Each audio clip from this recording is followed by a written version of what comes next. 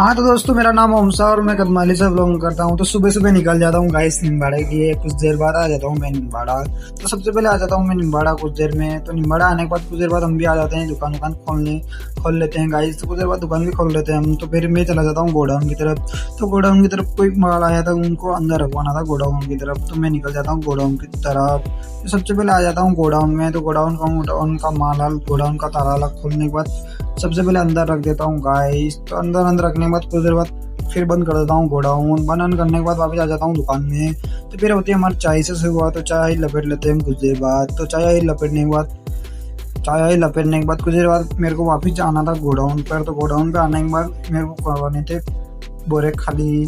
तो बोरे खाली करवाने के बाद वापस आ जाता हूँ गोडाउन से। तो गोडाउन से निकल जाता हूँ गाइस में। तो गोडाउन से कुछ देर बाद शाम भी हो जाती है। तो फिर लपेट लेते हैं हम एक बार और चाय। तो चाय है पीने के बाद कुछ देर बाद मैं निकल जाता हूँ अपने घर के लिए कुछ देर बाद। तो फिर आ जाता हूँ मैं पेट्रोल पंप।